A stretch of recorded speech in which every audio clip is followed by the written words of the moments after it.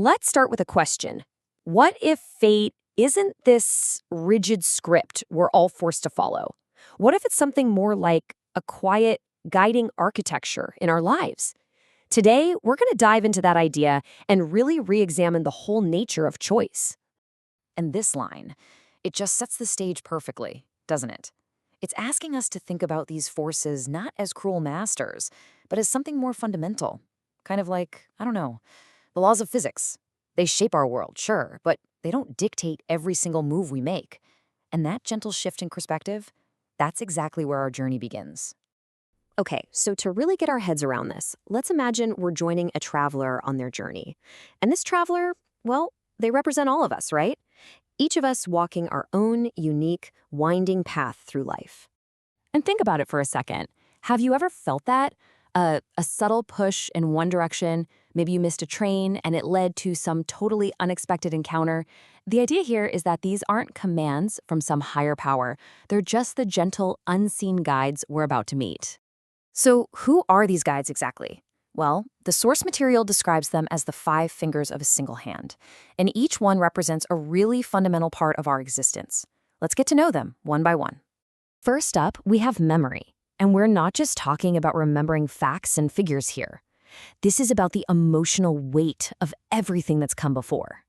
It's the foundation our present is built on, a truly unavoidable influence on every single step we take.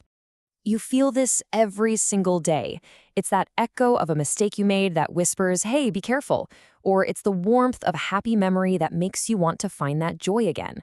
So memory doesn't force your hand, but it definitely rests its weight on the scales when you're making a choice. Okay, next up is its opposite number, the future. This is that constant forward-pulling force, our ambitions, our dreams, our hopes. It's that restless part of us that's never quite satisfied with right now, always looking ahead to what's next. And the way it's described is so important. It's not some forceful shove into tomorrow. It's more like a gentle tap on your ribs, an encouragement. It's that little whisper that asks, what if? It's the quiet energy that fuels every brave step we take into the unknown. All right, our third guide. This is one we usually try to avoid, fear. But in this way of thinking, fear isn't the bad guy.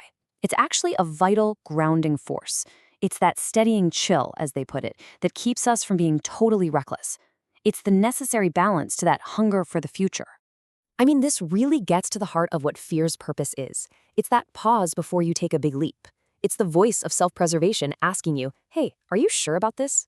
It's not there to paralyze you. It's there to make sure your choices are intentional. Okay, let's move on to the fourth finger. And this might be the most powerful guide of all, love. It's the warmth of connection, right? The force that binds us to other people and gives our whole journey a deeper meaning and purpose. Love is often the guide that pulls us off our own solo path and onto a shared one. It can be that sudden, totally unexpected connection, or it can be the quiet, selfless choice you make every single day for the people you care about. And finally, we have the fifth finger, an ending. Now, this isn't meant to be all doom and gloom, not at all.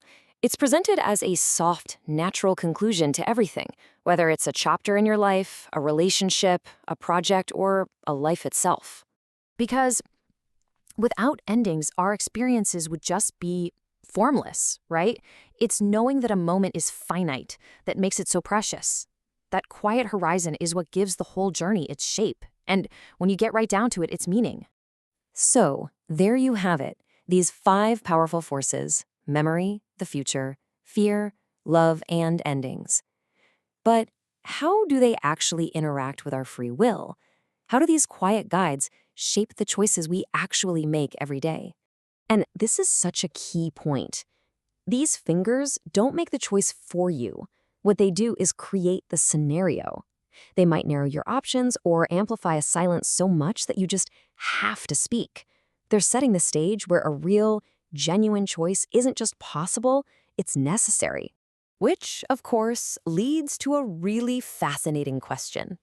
What happens when we push back? When we feel the path bending one way, but we consciously choose to go another? This brings us to what might be the most powerful moments of choice we have. The source actually calls this slipping between the fingers. These are the moments of, well, transcendence, of defiance, of real self-definition. The common idea of fate is like a tyrant's fist. You defy it, and bam, you get struck down. But what's being proposed here is more of a facilitator's hand. When you resist, it doesn't punish you, it adjusts, it waits. It actually makes space for you. And that is just such a beautiful idea, isn't it? That in these moments of pure defiance, it's like the universe itself just leans in, curious to see what you'll do. The normal rules of cause and effect kind of pause, and potential just expands. Your choice isn't met with a fist, but with quiet observation. And this is the result of that. Legends aren't made by just following the easy path, are they? They're born from this exact refusal to yield. A true legacy, a name carved into the silence that comes from having the courage to slip between the fingers of what seems inevitable. Which brings us to the end of our traveler's journey and to this final, really beautiful revelation about what the true purpose of this whole system might be. So at the end, after a life full of choices, of yielding sometimes and defying other times, the five fingers don't pull you away. Instead, they just settle gently against your back. It's a comforting presence, a sense of completion, of a path walked fully, with all its crazy bends and turns. And here's the final and maybe most provocative thought of all. What if this entire architecture of fate, what if it was never about guiding you to some specific destination? What if it was just about creating a journey so fully, so completely lived, that at the very end, letting go is the most natural and peaceful choice you can make? It's something to think about, isn't it?